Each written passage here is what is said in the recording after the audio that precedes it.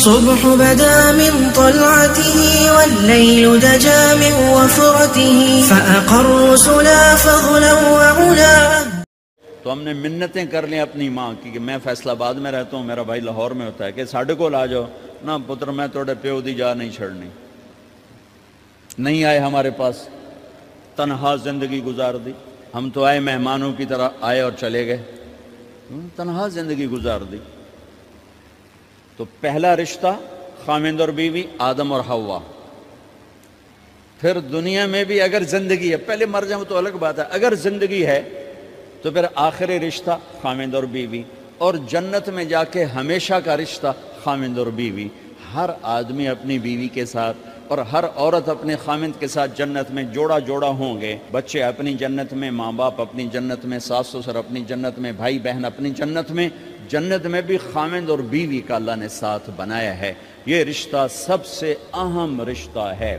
اس رشتے کو باقی رکھنے کے لیے اللہ تعالیٰ نے سینکڑوں آیات اتاری، اور اس میں دخل اندازی کے لیے کوئی راستہ نہیں چھوڑا. اولاد کو بھی نہیں چھوڑا کہ خاوند اور بیوی کے رشتے کو. بعض بیویاں ایسی نادان ہوتی ہیں کہ اولاد کی محبت میں خاوند کو ڈیگریڈ کرتی ہیں. بعض خاوند ایسے نادان ہوتے ہیں اپنے ماں باپ کے احترام میں بیوی کو ذلیل کرتے ہیں. اپنے بہن بھائیوں کی سن سن کر اپنی بیوی کو مارتے پیٹتے ذلیل کرتے ہیں. یہ ہر گھر کی کہانی ہے. ان دونوں سے میرے اللہ نے روکا ہے. خاوند اپنی بیوی کو سب سے زیادہ عزت دے، بیوی اپنے خاوند کو سب سے زیادہ عزت دے. حقوق میں سب سے بڑا حق اب خاوند اور بیوی کا ایک دوسرے کے ساتھ جوڑا گیا ہے کہ ان سے نسل چلنی ہے، ان سے نسل چلنی ہے. آپ حیران ہوں گے، بیوی کے ذمہ خاوند کی روٹی پکانا شریعت نے نہیں لگایا، تو خاوند کے ماں پیو کی روٹی کیسے ذمہ ہوگی؟ خاوند کے بہن بھائیوں کی روٹی کیسے ذمہ ہوگی؟ کتنی بہنوں نے گھر اجاڑ دیے بھائیوں کے، کتنے ساس سسر نے اپنے بیٹے کے گھر اجاڑ دیے. یہ چاروں طرف پھیلی ہوئی کہانیاں بتا رہا ہوں، کوئی خواب نہیں سنا رہا ہوں، کوئی باہر کی زندگی نہیں بتا رہا ہوں. کہ جوائنٹ فیملی سسٹم بہت اچھا ہے اگر شریعت کا پتہ ہو، اور بہت برا ہے اگر شریعت کا پتہ نہ ہو. چڑا چڑی بھی اکٹھے ہوتے ہیں تو گھونسلہ الگ بناتے ہیں کہ ساس سورا کے دائیں سرتے نہ آ پاوے. ہمارے دوست ہیں مار ظفر حراج، میں تو ان کی بات سن کے حیران ہو گیا. کوئی دین کا پتہ کوئی نہیں، شریعت کا پتہ کوئی نہیں، بہت شریف آدمی، ہمارے قریب پڑوسی ذمہ دار ہیں. تو ان کے بیٹے کا نکاح پڑھانے میں گیا، جیسے ابھی عزیز کا نکاح پڑھانا، ان کے بیٹے کا نکاح تھا.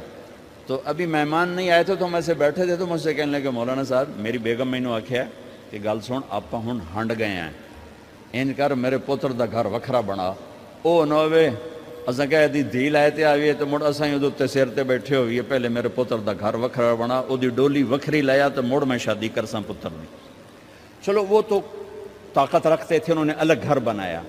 شریعت نے یہ عورت آنے والی لڑکی کا حق رکھا ہے کہ اگر خاوند کے پاس طاقت ہے تو اس کو الگ گھر دے. اگر وہ ڈیمانڈ کرے کہ آپ مجھے الگ گھر لے کر دیں تو یہ ماں باپ کی نافرمانی نہیں، یہ حق تلفی نہیں، اس آنے والی کا حق ہے کہ اس نے تیری نسل کو سنبھالنا ہے.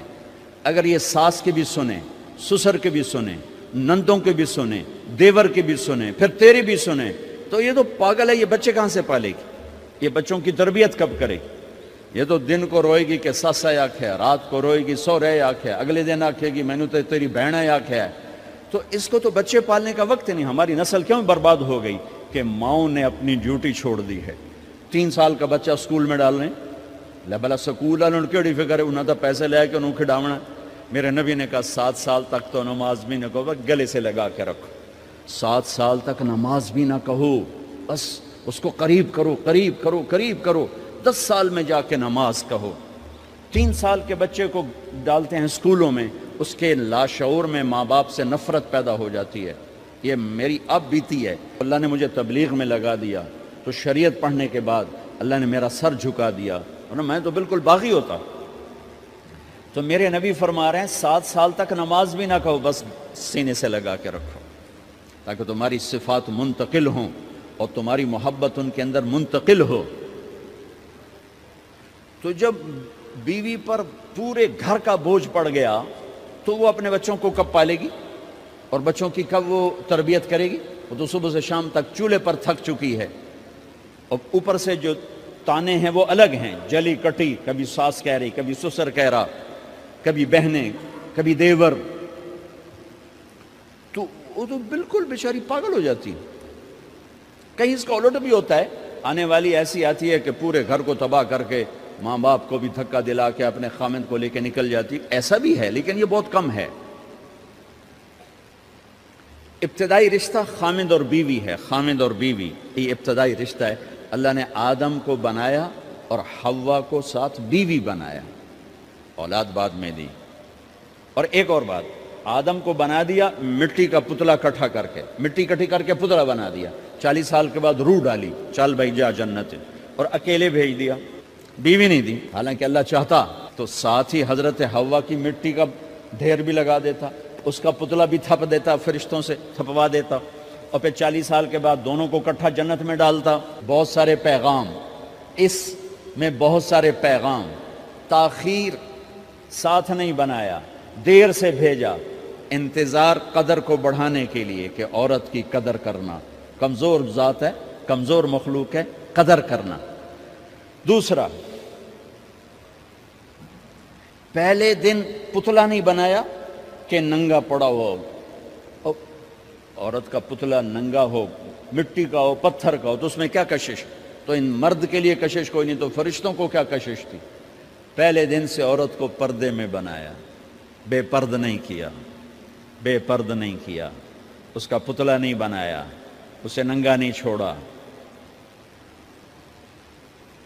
اس کو پہلے دن سے کورڈ۔ اور کیسے بنایا؟ فرشتوں کو کی آنکھوں پہ پردہ اور آدم کو سلا دیا۔ آدم علیہ السلام سوئے ہوئے ہیں، فرشتوں کی آنکھوں کے سامنے پردہ ڈال دیا گیا۔ جب آدم اٹھے ہیں، اور ایک اور بات، جنت میں رہ کر بھی آدم علیہ السلام کا دل نہیں لگتا تھا، اداس اداس رہتے تھے۔ اماں آئی تو بابے دا دل لگا، تو اداس رہتے تھے جنت میں۔ جب آنکھ کھلی تو اپنے لیفٹ سائیڈ پہ ایک خاتون، سر سے لے کر پاؤں تک لباس میں۔ آپ نے سنا ہے نا، یوسف علیہ السلام دنیا میں سب سے خوبصورت ہستی پیدا کیے گئے، یہ مردوں میں، عورتوں میں سب سے خوبصورت حضرت حوا کو پیدا کیا گیا۔ کون ہے؟ کہتے ہیں اللہ کی آدم تیری بیگم، کون ہے تیری بیگم؟ نکاح پڑھایا، پھر کہا آدم مہر ادا کرو۔ تو انہوں نے پوچھا کیا مہر دوں؟ تو وہاں تو سونا چاندی ڈھیر لگے پڑے تھے، اللہ تعالیٰ کہتے دا من سونا چاہ کے دے دے۔ میرے اللہ نے کہا تیری نسل میں میرا آخری حبیب آنے والا ہے، اس پہ ایک دفعہ درود پڑھ دے، یہ مہر ہے۔ سیدھے ہاتھ میں برکت ہے، پیدا کیا الٹی طرف سے۔ الٹی طرف سے کیوں پیدا کیا ہے؟ کہ الٹی طرف دل ہے، اور دل کے نیچے جو پسلی ہے وہاں سے پیدا کیا۔ اس میں پیغام کیا دیا کہ عورت جس روپ میں ہو، پہلا روپ اس کا بیوی بنا،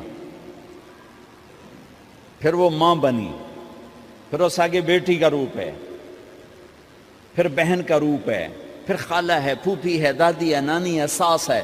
جس روپ میں بھی عورت ہے اس کو دل کے قریب جگہ دو۔ یہ دل کے نیچے سے پیدا کرنے میں یہ پیغام دیا گیا ہے، اسے ذلیل نہ کرو، اسے خوار نہ کرو، اسے بے عزت نہ کرو، اس پر شدت نہ کرو۔ تو پہلا بنیادی رشتہ خامند اور بیوی ہے، اور آخری رشتہ بھی خامند اور بیوی ہے۔ لیکن اس وقت ہمارے معاشرے میں خامند سے زیادہ اس کے ماں باپ حق جتلاتے ہیں، خامند سے زیادہ اس کی بہنیں حق جلاتی ہیں، خامند سے زیادہ اس کے رشتہ دار حق جتلاتے ہیں، اور جھوٹی سچی شکایتیں لگا کر بیوی سے متنفر کرتے ہیں، اور کہیں بیوی کو خامند سے متنفر کرتے ہیں، آپس میں لڑائی لڑا کے پھر خوش ہوتے ہیں۔ میرے نبی سے پوچھا جائے یا رسول اللہ آپ کو سب سے زیادہ کس سے پیار ہے؟ تو آپ نے کہا عائشہ سے۔ اللہ، وہ جھینپ کے کہنے کے نہیں، میں پوچھ رہا ہوں لوگوں میں آپ کو کس سے زیادہ پیار ہے؟ تو آپ کہتے ابو بکر سے۔ تو آپ نے پھر کہا ابوہا، مجھے عائشہ کے باپ سے زیادہ پیار ہے۔ پھر پہلے عائشہ کا، تو پھر کہتے ابو بکر۔ تو آپ نے کہا نہیں، ابوہا، مجھے عائشہ کے باپ سے سب سے زیادہ پیار ہے۔ یہ آپ کو میسج دیا ہے کہ گھر کی زندگی کیسے ہوتی ہے، کوئی عشق نہیں چڑھا ہوا تھا، میسج ہے نا۔ اما عائشہ چھوٹی عمر کی تھیں، ان کو آٹا گوندھ کے دیتے تھے، آٹا گوندھ کے دیتے تھے، پھر جب ان کو آٹا گوندھنا آ گیا پھر چھوڑ دیا، پھر ان کو سامنے بٹھا کر لقمے بنا کے کھلاتے تھے۔ پھر اما عائشہ رضی اللہ تعالیٰ عنہ کوئی گوشت کا ٹکڑا، وہاں بڑے بڑے گوشت کے ٹکڑے پکائے جاتے تھے، تو کوئی گوشت کا ٹکڑا اٹھایا اور ایسے 2-4 جگہ سے نوچا اور پھر رکھ دیا، سارا کھایا نہیں جاتا تھا، تو اللہ کے نبی اسی کو اٹھاتے اور حضرت عائشہ کو دکھا کر جہاں سے حضرت عائشہ نے نوچا ہوتا تھا وہاں سے یوں کاٹ کے دکھاتے تھے۔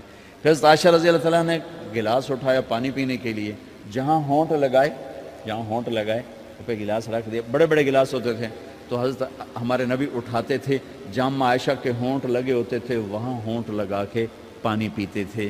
یہ آپ کو سکھانے کے لیے ہے، اپنے گھر والوں کے ساتھ بیٹھ کے کھانا کھاتے۔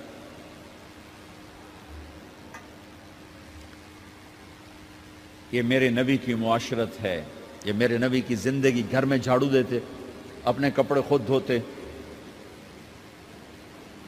کوئی چیزیں بکھری پڑی ہوتی تو بیوی کو نہیں ڈانٹتے، خود اٹھ کے سیٹ کر کے رکھ دیتے، گھر والوں کے ساتھ مل کر برتن دھوتے، صفائی کرتے، گھر والوں کے ساتھ مل کر۔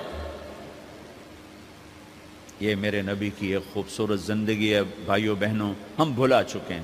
بیوی کے لیے خامند کو سب سے بڑا حقدار۔ بعض لڑکیاں ایسی نادانی کرتی ہیں کہ شادی کے بعد بھی اپنے ماں باپ کی آنکھ کو دیکھ کے چلتی ہیں۔ شادی کے بعد سب سے بڑا حق خامند کا ہے، شادی کے بعد سب سے بڑا حق خامند کا ہے۔ ماں باپ پیچھے چلے جاتے ہیں، بہن بھائی پیچھے چلے جاتے ہیں، لیکن یہ نادانیاں بھی دیکھنے کو ملتی ہیں کہ شادی کے بعد بھی ماں باپ اپنی بچی کو اپنے قابو میں رکھنے کی ترتیبیں سوچتے ہیں تو وہ بھی اپنی بچی کا گھر برباد کر دیتے ہیں۔ میرے نبی سے پوچھا گیا یا رسول اللہ عورت پر سب سے زیادہ کس کا حق ہے؟ تو آپ نے فرمایا اس کے خامند۔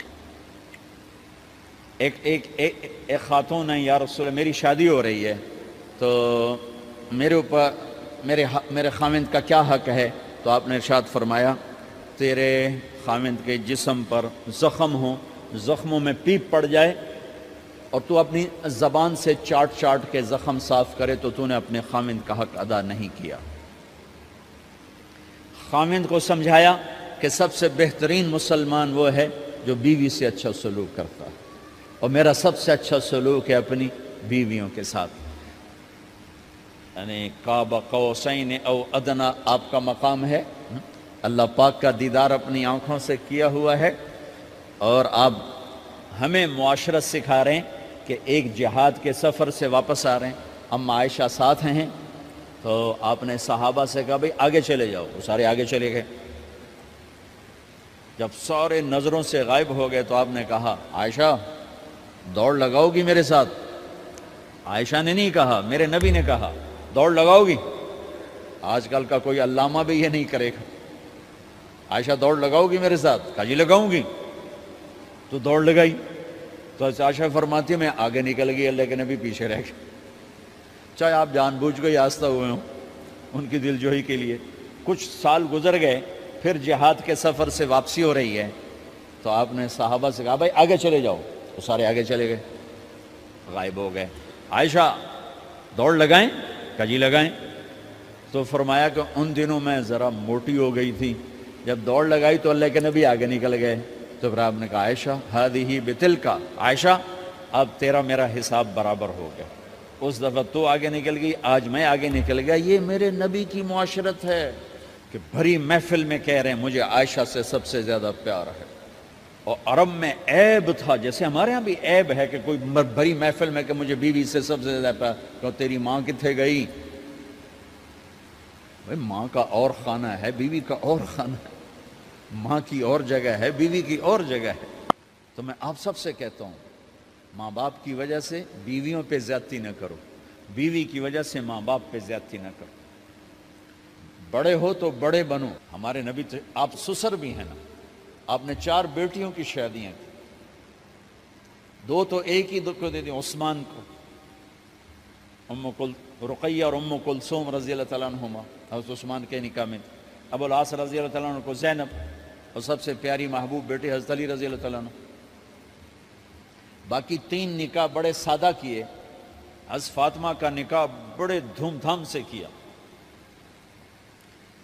ان کا رشتہ لے کر صدیق آئے، یا رسول اللہ میں خواہش مند ہوں، آپ چپ رہے۔ پھر حضرت عمر بعد میں گئے، یا رسول اللہ میں خواہش مند ہوں، آپ چپ رہے۔ تو عبد الرحمن بن عوف رضی اللہ تعالیٰ نے حضرت علی سے کہا، علی تو جا، تجھے دے دیں گے۔ وہ کہنے کہ میں تو بہت غریب ہوں، مجھے کہاں دیں گے۔ حضرت علی کا ذاتی گھر بھی نہیں تھا، کسی سے ایک کوٹھا مانگ کے اس میں رہ رہے تھے مدینہ میں۔ کہا نہیں تو جا جا۔ تو یہ مسجد میں پہنچے، اللہ کے نبی کو دیکھا تو ایسا روب طاری ہوا کہ بولے ہی کچھ نہیں۔ اللہ کے نبی کو تو پتہ ہے کہ کیا ہے اور کس لیے ہے۔ تو آپ نے کہا علی کیسے آئے؟ چپ۔ کہا لگتا ہے فاطمہ کے رشتے کے لیے آئے ہو؟ کہا جی ہاں۔ تو آپ نے کہا انشاءاللہ، اتنا کہا انشاءاللہ، اور چپ ہو گئے۔ تو حضرت علی چپ کر کے اٹھ کے باہر آ گئے، صحابہ باہر کھڑے ہوئے تھے۔ تو کہنے لگے یار دیکھا نا، میں تمہیں پہلے ہی کہتا تھا مجھے نہ بھیجو، انکار ہو گیا، بولے ہی کچھ نہیں۔ تو حضرت عبد الرحمن بن عوف کہنے لگے جنہوں نے بھیجا تھا وہ کچھ تو کہا ہوگا، کہ بس انشاءاللہ کہا تو اللہ کے بندے ہاں ہو گئی، نبی کی انشاءاللہ ہاں ہوتی ہے، یہ ہاں کیوں نہیں کی؟ سبحان اللہ، اللہ اکبر، یہ ہاں کیوں نہیں کی؟ گھر گئے، فاطمہ علی کا رشتہ آیا ہے کر دوں، اس لیے ہاں نہیں کی۔ ہم تو بیٹیوں سے پوچھتے ہی نہیں، عیب سمجھتے ہیں بیٹیوں سے پوچھنا۔ یہ میں گاں نو بن چھڑیا قلعے نال، ایویں اسی دیاں نو بن چھڑنے قلعے نال۔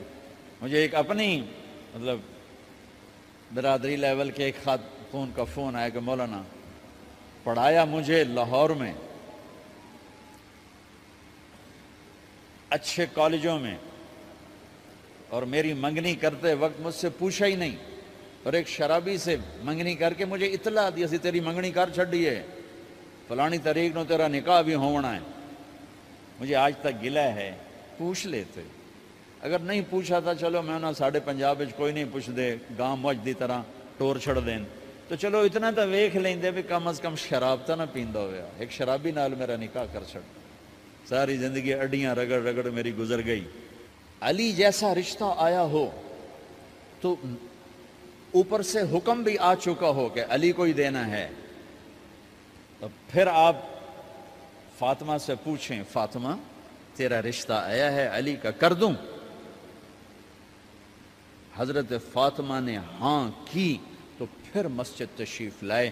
یہ آپ کو معاشرت سکھائی جا رہی کہ بیٹیوں سے بھی پوچھو، زندگی انہوں نے گزارنی ہے، تم نے تو نہیں گزارنی۔ بس میری غیرت دا سوال ہے، میں اتنا ہی کرنا نہیں تو بیٹھی رہے۔ میری اپنی فیملی میں اتنی عورتیں بوڑھی ہو کے قبروں میں چلی گئیں، بس اتنا ہی کرنا نہیں کرنا تو بیٹھی رہے، وہ بیٹھی رہ گئیں۔ یہ ظلم و ستم ہے جو تمہاری عدالت میں بھی نہیں آتا، کوئی کیس بھی نہیں ہوتا، لیکن اللہ کی عدالت میں کیس درج ہو چکا ہے کہ میرے نبی نے علی جیسے داماد کے لیے بھی پہلے پوچھا، حالانکہ اوپر سے اشارہ ہو چکا ہے۔ ابھی بتاتا ہوں میں۔ فاطمہ بیٹی علی کا رشتہ ہے، کر دوں؟ انہوں نے کہا کر دیں۔ پھر کہا بلاؤ۔ پھر علی آئے، کہا علی جمع کرو لوگوں کو۔ مسجد ساری بھر گئی تو آپ ممبر پر تشریف فرما ہوئے، حضرت علی کو ایسے سامنے بٹھایا، کہا لوگوں مجھے جبریل اللہ کی طرف سے پیغام دینے آئے ہیں کہ میں اپنی بیٹی فاطمہ کا نکاح علی کے ساتھ کر دوں۔ آسمان سے وحی بھی آئی ہو اور پھر بھی پوچھا جائے، یہ میرے نبی کی معاشرت ہے۔ ہم تو پوچھنا عیب سمجھتے اور اسے ذلت سمجھتے ہیں۔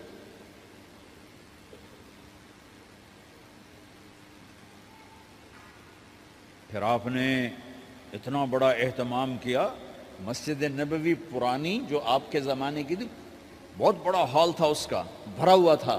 آپ نے سب کو شہد کا شربت پلایا، خود نکاح پڑھایا، نکاح کا خطبہ پڑھ کیا، پھر کہا علی میں نے فاطمہ بنت محمد کو 400 درم مہر کے عوض تمہارے نکاح میں دیا، تو نے قبول کیا؟ انہوں نے کہا جی میں نے قبول کیا، اور سجدے میں چلے گئے اور زور سے دعا مانگی، رب اوزعنی ان اشکر نعمتک التی انعمت علی وعلی والدی وان اعمل صالحا ترضاہ واصلح لی فی ذریتی انی تبت الیک واننی من من المسلمین، میرے نبی نے کہا آمین، زور سے کہا آمین، نکاح ہو گیا۔ رخصتی ہوئی 6 مہینے بعد، 1 مہینے بعد، 1 سال بعد، 3 روایات ہیں، فوراً 4 روایات، لیکن زیادہ صحیح ہے دیر کے بعد، فوراً نہیں ہوئی، کچھ عرصے کے بعد رخصتی ہوئی۔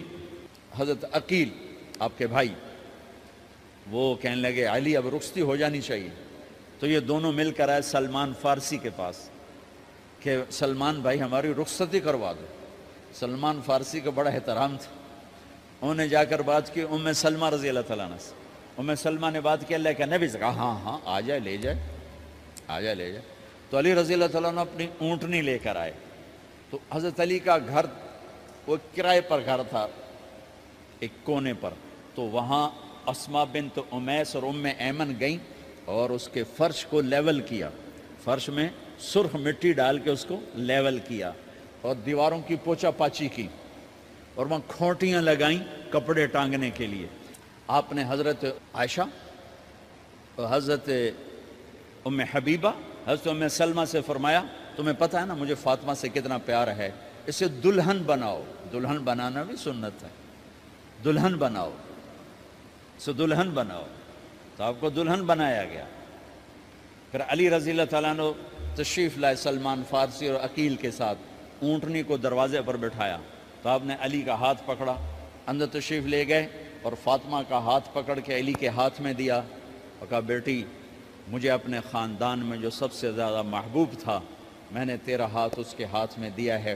پھر کہا علی تجھے نبی کی بیٹی مبارک، نبی کی بیٹی مبارک۔ پھر آپ نے اسے پیالے میں پانی منگوایا اور اس میں آخری 2 سورتیں پڑھ کے دم بھی کیا، تھوک بھی ڈالا، پھر اس میں سے انگلیاں ڈال کے ان کے سینے پر چھڑکا کہ دونوں پی لو، دونوں کو پلایا۔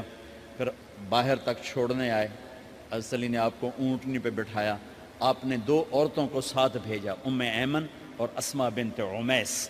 یہ چھوٹی سی بارات جا کر علی کے گھر اتری اور آپ نے حضرت علی سے فرمایا کہ میں عشاء پڑھ کے آؤں گا، میرا انتظار کرنا ہے۔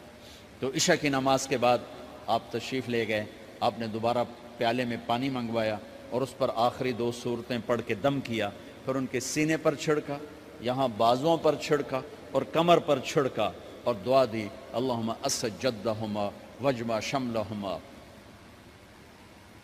وبارک علیہما واخرج منہما ذریۃ صالحہ۔ یہ دعا دی آپ نے اس وقت کہ میرے مالک ان کے جمع ہونے میں برکت عطا فرما اور ان کو سعادتیں عطا فرما اور ان کو نیک اولاد عطا فرما۔ یوں میرے نبی نے اپنی بیٹی کو رخصت فرمایا۔ اگلے دن آپ نے حضرت علی کو بلا کے فرمایا علی ولیمہ بھی کرنا ہے۔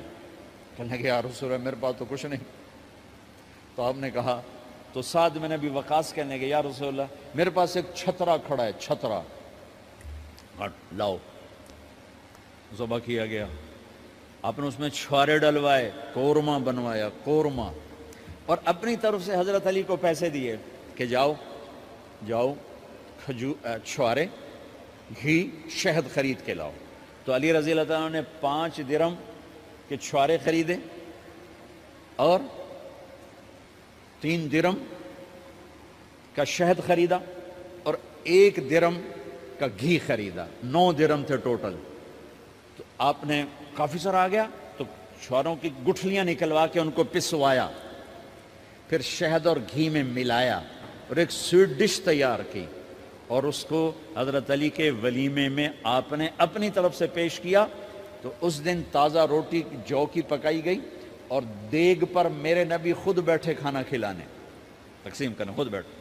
اب ایک چھترا ہے، 13-14 کلو گوشت ہے، 15 کلو، تو 50 آدمی کھا لیں گے۔